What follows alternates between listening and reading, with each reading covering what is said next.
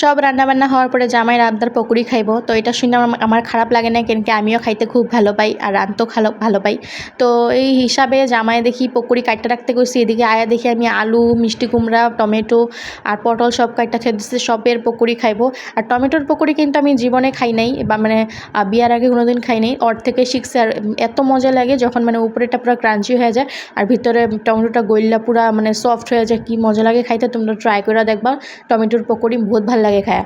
তো এদিকে পকোড়িগুলো ভাজতেছি আর আমার জামাই কয় আমি ভাজি, তুমি বাচ্চাগুলোর ধরো। কেন কি বাচ্চাগুলোর ধরাটাই বহুত বড় টাস্ক।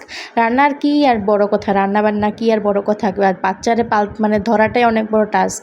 তো এদিকে দেখো ও করতেছে আর বিছনার অবস্থা খারাপ করে দিচ্ছে। আমি যেমন বিছনাটা অল্প গুছাইতে, আর তার আগে দেখো এই বড় ছিল এখন কান্দা ধরাইছে, মানে ছোটোটারে চুপ করামো না বড়টারে চুপ করামো। জীবনটা যে কি অবস্থা এখন, কি কন্ডিশনে চলতেছে আমিই জানি একমাত্র। তো এদিকে দেখো তারপরেও কতগুলো মানুষ মানে নিজের পরামর্শ দিতে হয়, পরে এটা করবি ওরকম করে রাখবি। তো যাই হোক, এদিকে দেখো বিছানাটা ভালো করে গুছিয়ে রাখছি, আর এদিকে রান্নাবান্না কইরা সব কিছু খাওয়া দিয়ে দিলাম। তো মিষ্টি কুমড়া আর পোস্ত, আলু ঝিঙ্গা দিয়া ডাল আর পকোড়ি, এগুলাই বানানো হয়েছে আজকের খাওয়া এটাই। তো কেমন লাগলো ভিডিওটা জানাবে তোমরা সবাই। Bye bye.